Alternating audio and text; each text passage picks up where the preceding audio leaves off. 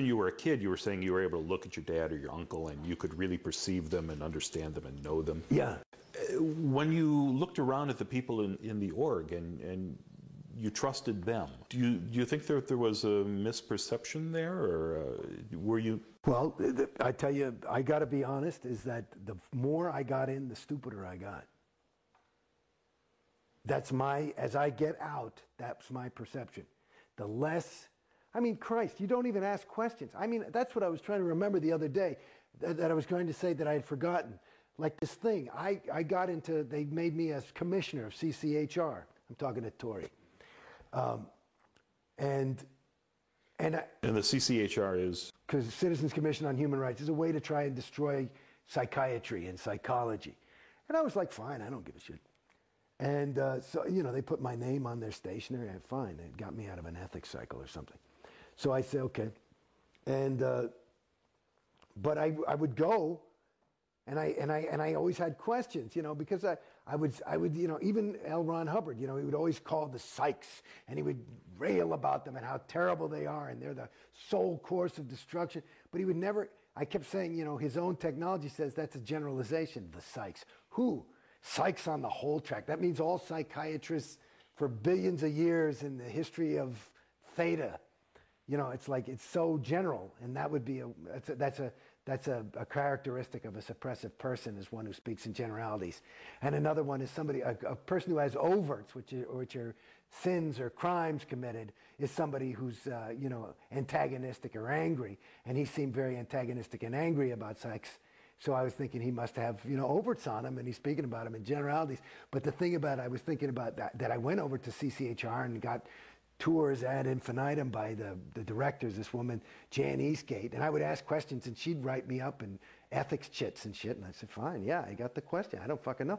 But I would say, if you want me to represent Scientology's viewpoint, and you go to their museum, it's all the psychs are bad, this is a bad thing, and Hitler, and they're responsible for child pornography and rape, and it's all the psychs.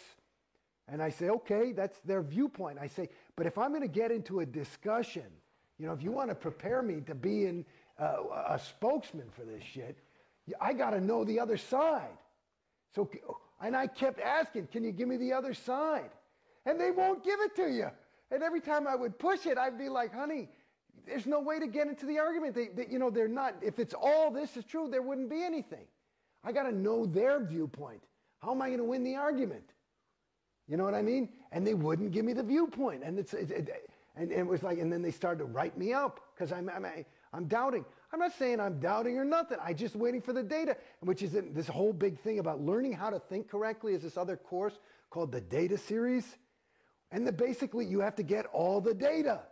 They won't give you any fucking data on certain things. And especially about this.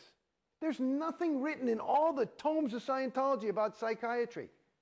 Nothing other than the psychs are responsible for all your sexual problems because they implanted you as a thetan 10 years ago. And I realized that on my research of OT10.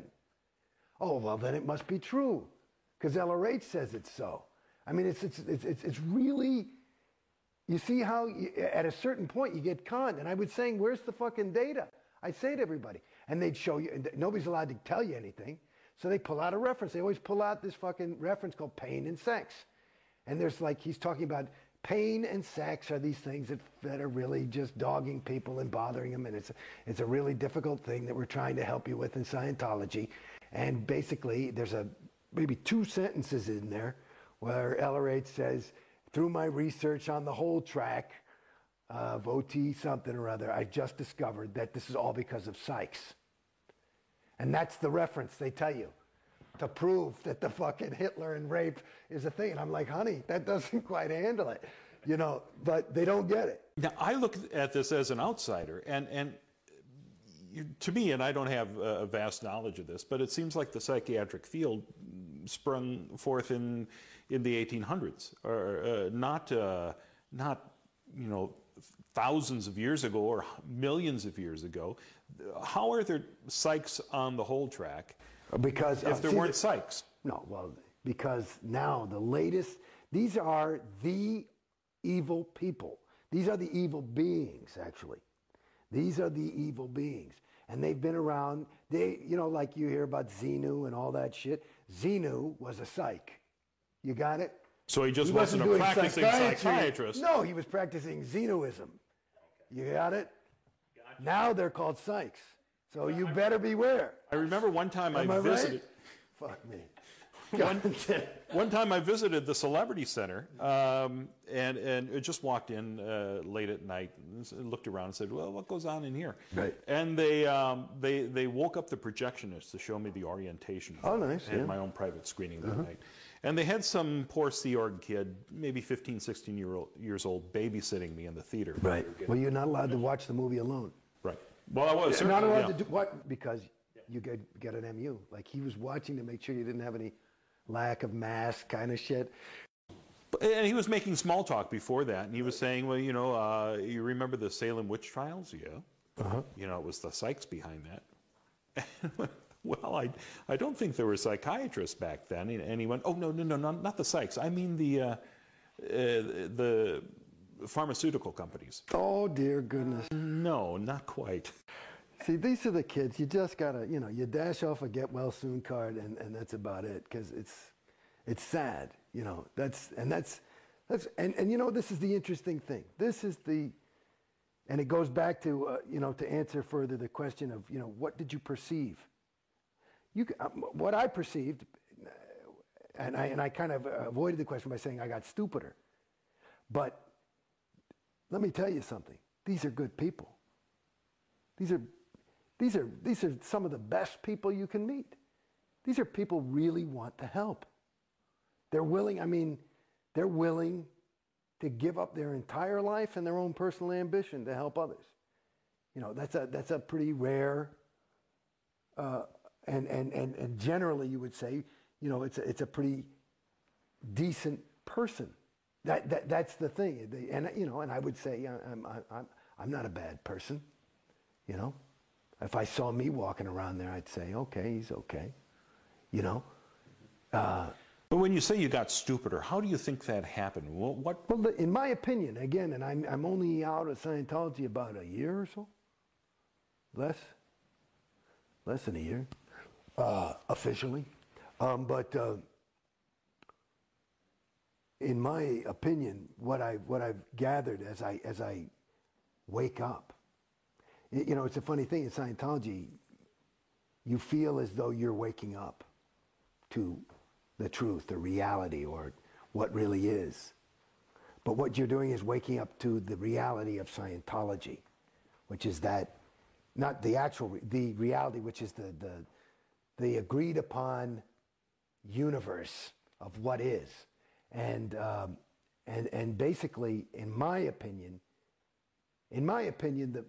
the best thing you can be is yourself. And that's who you are. And that, you know, there's degrees to which you can actually become yourself.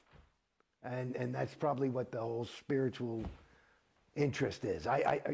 For me, I don't really know.